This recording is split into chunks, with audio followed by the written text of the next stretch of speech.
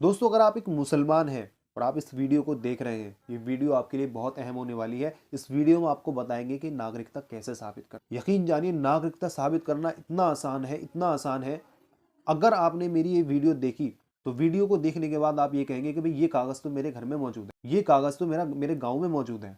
इतना आसान तरीका मैं आपको बता दूंगा कि 15 मिनट की इस वीडियो में आपके सारे मसाइल का हल हो जाएगा। सारी अफवाहें जो आपके दिमागों में भरी जा रही हैं वो ख़त्म हो जाएंगी। अस्सलामुअलैकुम नाजरीन, आज का हमारा मसला है सीए और एनआरसी। हाल ही में हिंदुस्तान के गृह मंत्री अमित शाह जी ने ऐलान किया है कि वो पूरे भारत में मई में या मई से पहले यानी 2024 के लोकसभा के इलेक्शन से पहले पहले पूरे भारत में सीए को लागू कर देंगे। इस ऐलान के आते ही मीडिया में ही नहीं बल्कि ज़मीनी स्तर पर भी अगर देखें तो एक हंगामा सा बरपा हो गया है। मुख्तलिफ लोग मुख्तलिफ किस्म की बातें कर रहे हैं।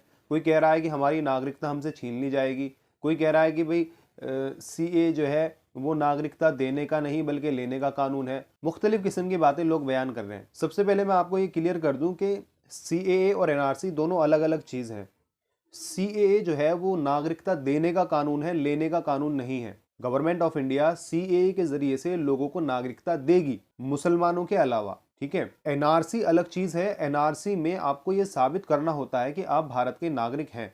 इसका कोई प्रमाण, कोई दस्तावेज, कोई भी ऐसा प्रूफ जो इस बात की दलालत करे कि हाँ तुम भारतीय हो, तुम सिटीजन ऑफ इंडिया हो, इस बात को साबित करने वाला कोई भी प्रमाण आपको गवर्नमेंट को देना है और आप भारतीय हैं, कोई दिक्कत नहीं। तो इसी दस्तावेज के मुतालिक कि वो कौन सा कागज है, वो कौन सा ऐसा प्रमाण पत्र है जो इस बात की दलालत करे, जो ये गवर्नमेंट ऑफ इंडिया से कहे कि ये जो शख्स है ये भारतीय है, ये हिंदुस्तान का नागरिक है, इसके बाप दादाओं ने हिंदुस्तान को आज़ाद कराने में अपना योगदान दिया है, ये कोई घुसपैठिया नहीं है, ये कोई इलीगल माइग्रेंट नहीं है, गैर कानूनी तरीके से हिंदुस्तान में ये नहीं रह रहा है, बल्कि ये भी एक हिंदुस्तान का नागरिक है।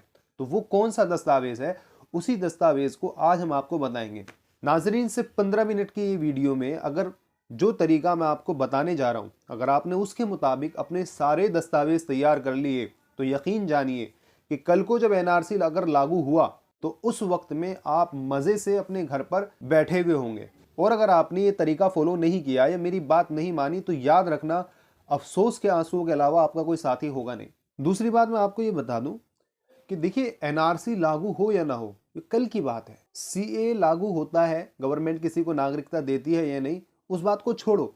सिर्फ एनआरसी और सीए के डर से अगर आप अपने दस्तावेज तैयार करना चाहते हैं तो मत कीजिए। नाजरीन, आप हिंदुस्तान के नागरिक हैं, इसका प्रमाण हर वक्त आपके पास होना चाहिए। आम जिंदगी में ये निहायत ही ज़रूरी है। मैं आपको एक छोटा सा वाकया बताता हूँ, बिल्कुल सच्चा वाकया है कि अभी साल 2 साल पहले 3 लड़कों को पुलिस वालों ने गिरफ्तार किया चोरी के इल्ज़ाम में। उनमें से एक बच्चे के ऊपर आरोप लगा कि ये बांग्लादेशी है। जब ये खबर उसके बाप को मालूम हुई, उसके वालिद को, तो वो वालिद साहब जो है गाजियाबाद कोर्ट में उस बच्चे के सारे वो प्रमाण जो उसकी नागरिकता को साबित करते थे कि ये हिंदुस्तानी है वो लेकर वहाँ पहुँच गए। जब जज ने वो सारे दस्तावेज देखे तो उसने उस अधिकारी को, उस डिपार्टमेंट को जिसने वो उसको दस्तावेज प्रोवाइड किए थे, उसको आदेश दिया कि आइए और प्रूफ दिखाइए कि आपने किस बुनियाद पर जो है इसको हिंदुस्तानी जो है होने का प्रमाण दिया है। अब वो सारे अधिकारी वहाँ पहुँचे और उन्होंने वो सारे डॉक्यूमेंट्स दिखाए। यकीन जानिए, उस बच्चे पर जो बांग्लादेशी का आरोप लगा था, कोर्ट द्वारा उसको खारिज कर दिया गया। एक तहरीक चली थी 2019 में जब सीए के खिलाफ प्रदर्शन हो रहे थे कि हम कागज नहीं दिखाएंगे। बहुत अच्छी तहरीक थी, लेकिन कागज होंगे तभी तो नहीं दिखाओगे। जब कागज होंगे ही नहीं तो फिर क्या नहीं दिखाओगे। तो मेरे कहने का मतलब यही है, आप एक हिंदुस्तानी हैं, इसका प्रमाण हर वक्त आपकी जेब में होना चाहिए। चूंकि मुसलमानों का एजुकेशन राशियो बहुत ज़्यादा लो होता है, ये पढ़े लिखे कम होते हैं, इसलिए अफवाहों पर ये ज़्यादा ध्यान देते हैं। जो जैसा बहका देता है ऐसे ही बहक जाते हैं। अभी हाल में जो मुसलमानों की हालत है वो ये है कि एक स्क्रीनशॉट जो आप स्क्रीन पर भी देख रहे होंगे, ये व्हाट्सएप ग्रुप में बहुत तेज़ी से वायरल हो रहा है। लोग इसकी फोटोकॉपी कराकर जो है अपनी जेबों में रख रहे हैं। मैंने एक शख्स से पूछा कि भाई इसका क्या करोगे, कि बस इसको जेब में रखना है और कुछ नहीं। क्या ये पर्चा आपको सीए और एनआरसी से बचा लेगा? सीए तो छोड़िए, क्या ये पर्चा आपको आपकी नागरिकता साबित करता है? गवर्नमेंट ऑफ इंडिया कल को अगर एनआरसी लागू करती है तो क्या ये कागज आपकी हिफाजत करेगा? बिल्कुल भी नहीं। ये एक आरटीआई का जवाब है जिसमें लिखा है कि किसी भी आम आदमी को यह अधिकार नहीं है कि वो आपसे आपके नागरिक होने के सबूत मांगे। बिल्कुल सही बात है कि किसी भी आम आदमी को, लेकिन एक गवर्नमेंट ऑफिशियल को, जैसे कि कोई पुलिसकर्मी या अदालत, उसको पूरा अधिकार है, अगर आपके ऊपर कोई एफआईआर दर्ज होती है, कोई मामला बुक होता है, तो उस केस में अगर आपको नागरिकता साबित करने की वजह नागरिकता साबित करने को कहा जाता है, तो उस केस में आपको नागरिकता साबित करनी पड़ेगी। फिर आपको वो दस्तावेज देने होंगे। तो वो दस्तावेज हैं क्या, उसी के मुतालिक ये वीडियो हमने बनाई है। मेरी आपसे गुजारिश है कि वीडियो को ध्यान से देखें, स्किप बिल्कुल भी ना करें और आखिर तक इस वीडियो से बने रहें। और इस वीडियो को ज़्यादा से ज़्यादा शेयर करें, हर मुसलमान तक इस वीडियो को पहुंचा दें, ताकि जिसके पास भी अभी तक डॉक्यूमेंट रेडी नहीं है, एनआरसी लागू होने से पहले पहले वो अपने डॉक्यूमेंट्स तैयार कर ले। 2019 में जब ये कानून लाया गया था, उस वक्त से लेकर अब तक लाखों मुसलमानों ने, खासतौर से साउथ के एरिया में, उन्होंने अपने तमाम डॉक्यूमेंट्स तैयार कर लिए जो उनके नागरिक होने का सबूत है। तो नाजरीन, आपको बता दें कि हमारा जो संविधान है यानी कॉन्स्टिट्यूशन ऑफ इंडिया, उसमें आर्टिकल 5 to 11 ये सिटीजनशिप से डील करता है। उसमें बताया गया है कि हिंदुस्तान का नागरिक कौन कौन होगा। लेकिन चूंकि ये कानून काफ़ी नहीं था, ये आर्टिकल्स काफ़ी नहीं थे, इसलिए हिंदुस्तान की गवर्नमेंट ने 1955 में इंडियन सिटीजनशिप एक्ट को पास किया। उसके बाद 1986, 92 और 2003, 2005, फिर 2015 और 2019 ये सबसे लेटेस्ट है, जिसको सीए कहा जाता है, उसमें रद्दोबदल अमेंडमेंट की गई।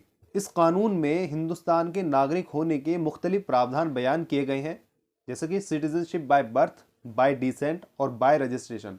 हमारी बहस का मुद्दा ये तीनों ही है, इसलिए हम सिर्फ इन तीन पर बात करेंगे। इसके अलावा और भी मुख्तलिफ प्रावधान हैं। चूँकि हमारे माशरे में सभी उम्र के लोग रहते हैं, किसी की उम्र 100 साल, कोई 90 साल, कोई 50 साल, कोई 70 साल, तो अलग अलग उम्र के लोगों के लिए उनके नागरिक का प्रमाण कि वो हिंदुस्तान के नागरिक हैं, उनके लिए अलग अलग नियम है। तो हम स्टेप बाय स्टेप आपको बताने वाले हैं, ध्यान से सुनिएगा। तो वो लोग जो 26 जनवरी 1950 को पैदा हुए या उससे पहले, लेकिन 26 जनवरी 1950 को रात को 12 बजे के बाद वो हिंदुस्तान में थे, हिंदुस्तान की सरजमीन पर थे, उनको सिर्फ इस बात का कोई भी प्रूफ देना है, काफ़ी होगा। जैसा कि अगर वो आर्मी में थे, अगर वो किसी सरकारी नौकरी पर थे, या कोई वोटर आईडी कार्ड या कोई भी ऐसा दस्तावेज, एफआईआर उनके ऊपर दर्ज हुई, या हॉस्पिटल का कोई कागज़ जो इस बात की दलालत करे कि हाँ ये शख्स 26 जनवरी 1950 को रात को 12 बजे के बाद हिंदुस्तान में था, वो उसकी नागरिकता साबित करने के लिए काफ़ी होगा। दूसरा वो शख्स है जो 26 जनवरी 1950 से लेकर 1 जुलाई 1987 के बीच में पैदा हुआ। ये डेट्स आप ध्यान से सुनना। दूसरा वो शख्स है जो 26 जनवरी 1950 से लेकर 1 जुलाई 1987 के बीच में पैदा हुआ। उसको सिर्फ इस बात का प्रूफ देना है कि उसकी पैदाइश 26 जनवरी 1950 से लेकर 1 जुलाई 1987 के दरमियान में पैदा हुई है, काफ़ी होगा। प्रूफ क्या देना है, सॉलिड प्रूफ क्या है, वो मैं आपको आगे बताऊंगा। तीसरा वो शख्स है जो 1 जुलाई 1987 के बाद पैदा हुआ लेकिन 3 दिसंबर 2004 से पहले पहले, अगर वो अपना कोई भी ऐसा सबूत देता है कि वो भारत में पैदा हुआ है, वो काफ़ी नहीं होगा, बल्कि उसको अपनी फाइल के साथ अपने माँ बाप की भी फाइल लगानी होगी कि देखिए मेरी पैदाइश के वक्त मेरे दोनों माँ बाप या उनमें से एक, ध्यान से सुनना, मेरे दोनों माँ बाप या उनमें से एक भारत के नागरिक थे, और दूसरा वो बाप या माँ जो भी है वो इलीगल माइग्रेंट नहीं था, वो घुसपैठिया नहीं था, इस बात का सबूत उसको देना है, काफ़ी होगा। चौथा वो बच्चा है जो 2004 के बाद पैदा हुआ, यानी 3 दिसंबर 2004 के बाद से लेकर अब तक, अगर वो अपना कोई भी प्रूफ ऐसा देता है कि जो ये दलालत करिए भारत का नागरिक है, वो काफ़ी नहीं होगा, बल्कि उसको अपने साथ अपने माँ बाप की भी फाइल लगानी होगी कि मैं भी भारत का नागरिक हूँ, और ये देखिए मेरे जो दोनों वालिदैन हैं वो भी भारतीय हैं, तब जाकर उनकी नागरिकता साबित होगी। इसको कहते हैं सिटीजनशिप बाय बर्थ। एक होता है सिटीजनशिप बाय डिसेंट। 26 जनवरी 1950 के बाद में अगर कोई शख्स पैदा हुआ, हिंदुस्तान में रहा, यहाँ उसकी शादी हुई, उसके बाद से वो विदेश में काम करने चला गया, जैसे कि आजकल लोग जाते हैं सऊदी, अमेरिका, कहीं भी वो चला गया। अब वहाँ विदेश में उसका अगर बच्चा पैदा होता है 10 दिसंबर 1992 से पहले पहले, तो वो ऑटोमेटिकली क्या है, भारत का नागरिक बन जाएगा। इसी तरीके से अगर कोई बच्चा 10 दिसंबर 1992 को या उसके बाद पैदा हुआ 3 दिसंबर 2004 से पहले पहले, और उसके माँ बाप में से कोई एक भारत का नागरिक है, तो वो बच्चा भी ऑटोमेटिकली भारतीय बन जाएगा। इसमें एक बात का ये ख्याल रखा जाए कि जो उसका वालिद है, उसका जो फादर है, वो बाय डिसेंट भारत का नागरिक नहीं होना चाहिए। अगर उसका वालिद बाय डिसेंट भारत का नागरिक है, तो फिर उस केस में उसके वालिद को इंडियन हाई कमीशन में जाकर उस बच्चे को रिपोर्ट करना होगा, उसका पंजीकरण करवाना होगा, तब जाकर उसकी नागरिकता जो है उसको दे दी जाएगी। इसी तरीके से 3 दिसंबर 2004 के बाद से लेकर अब तक जितने भी बच्चे पैदा हुए वो भारतीय जब होंगे जब 1 साल के अंदर अंदर वो इंडियन हाई कमीशन में जाकर उसके माँ बाप उसको रिपोर्ट करें, उसका पंजीकरण करवाएं। अगर ऐसा वो नहीं करते हैं तो वो तो भारत के नागरिक रहेंगे लेकिन उनका बच्चा जो है वो भारतीय नहीं रहेगा। इसको कहते हैं सिटीजनशिप बाय डिसेंट। अब तीसरे नंबर पर आता है सिटीजनशिप बाय रजिस्ट्रेशन। देखिए आसान लफ्जों में अगर मैं आपको बताऊं कि ये जो कानून है CAA की नागरिकता देने का कानून है, जैसा कि हमने पहले बताया, लोग इसमें अपना पंजीकरण करवाएंगे, रजिस्ट्रेशन करवाएंगे, वो डिक्लेयर करेंगे कि मैं उस साल जो है हिंदुस्तान में आया, उस देश से आया, वगैरह वगैरह। तो उनको जो नागरिकता दी जाएगी उसको कहा जाएगा सिटीजनशिप बाय रजिस्ट्रेशन। अब देखो करना क्या है, करना यह है, आपको मैं बता दूं कि असम में जब NRC लागू हुआ तो 10 लाख लोगों की तादाद ऐसी थी जिनके पास सारे दस्तावेज थे, सब कुछ था, लेकिन फिर भी वो अपनी नागरिकता साबित नहीं कर पाए। उसकी वजह क्या है? उसकी वजह यह है कि उनके नाम में उनके वालिदैन की, यानी उनके डॉक्यूमेंट्स में उनके वालिदैन की जो स्पेलिंग है वो कुछ और है, और जो उनके वालिदैन हैं उनके जो डॉक्यूमेंट्स हैं उनमें स्पेलिंग कुछ और है। तो स्पेलिंग मिसमैच होने की वजह से वो लोग अपनी नागरिकता साबित नहीं कर पाए थे। तो इसलिए आपको करना यह है कि आप अपने घर जाएं, घर के सारे मेंबर्स के डॉक्यूमेंट्स चेक करें, सब में अपनी भी स्पेलिंग चेक करें, अपने वालिदैन की भी स्पेलिंग चेक करें कि भाई मेरे वालिद का नाम सही है नहीं है, स्पेलिंग बिल्कुल डिक्टो सेम टू सेम होनी चाहिए। दोस्तों ये जो बात मैं आपको बता रहा हूँ ये हिंदुस्तान के हाई कोर्ट, सुप्रीम कोर्ट के बड़े बड़े जजेस, उनकी जितनी भी बातें हैं उनका निचोड़ मैं आपके सामने पेश कर रहा हूँ। तो इसलिए मेरी बात को ध्यान से सुनना। कमाएंगे क्या, खाएंगे क्या, इस चीज को छोड़ो। अभी जो काम आपका 1000-2000 रुपए में हो जाएगा, यकीन जानिए जब NRC लागू होगा आप 5-5, 10-10 लाख रुपए भी ऑफर करेंगे तब भी वो काम नहीं हो पाएगा, क्योंकि उस वक्त में प्रेशर ही इतना होगा। आसाम में ऐसा ही हुआ।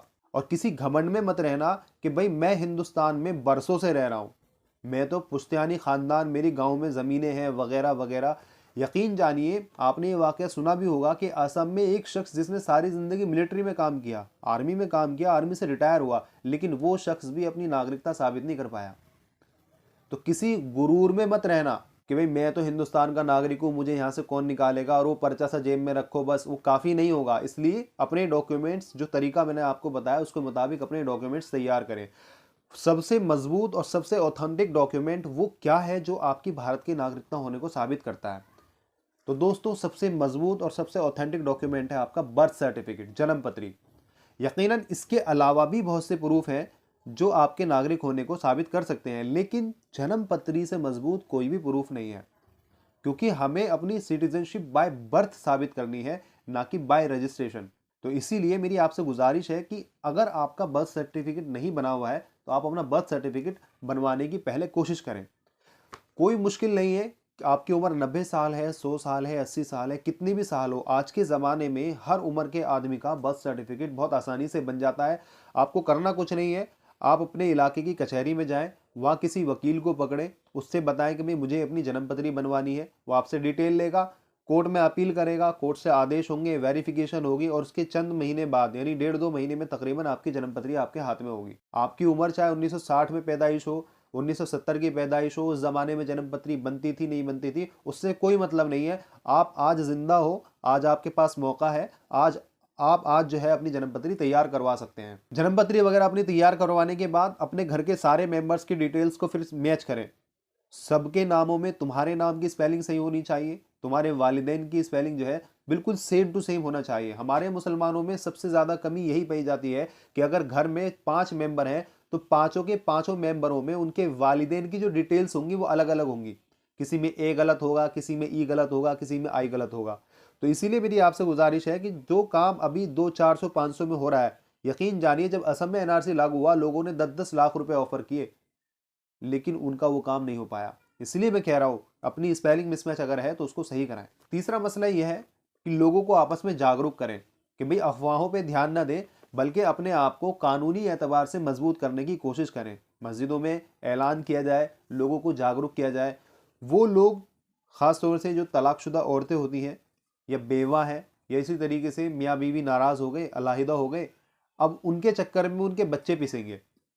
तो ऐसे केस में उनका मैरिज रजिस्ट्रेशन करवाया जाए और उसके मुताबिक जो स्पेलिंग वगैरह हो वो तमाम बच्चों की जो डिटेल्स हैं उन सबको उनके साथ में मैच कर दिया जाए।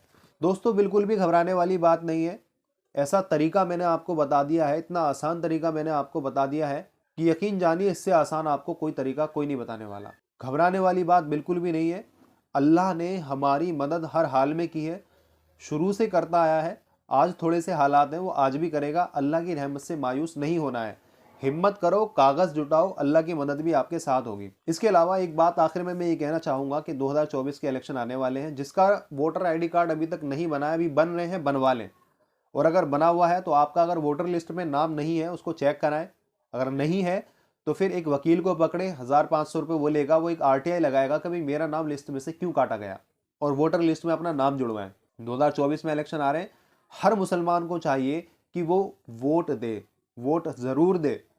ये उसका अधिकार है, संविधान उसको ये अधिकार देता है। ध्यान से सुनिए, दूसरी कौम के लोग वोट डालते हैं अपना कैंडिडेट जिताने के लिए, आपको वोट डालना है अपना वजूद बचाने के। वोट डालें, जरूर डालें, एक सही आदमी का इंतखाब करें ताकि विधानसभा और लोकसभा में वो आपके बारे में भी फिक्र कर सके। कोई भी कानून बनाने से पहले वो आपकी तरफ भी देखे। ऐसे आदमी का इंतखाब करें, किसी के बहकावे में नहीं आना है। मुत्तहिद होकर, एकजुट होकर किसी एक मजबूत से कैंडिडेट को जिताना है। अल्लाह ताला अमल की तौफीक अता फरमाए। वमा अलैना इल्ला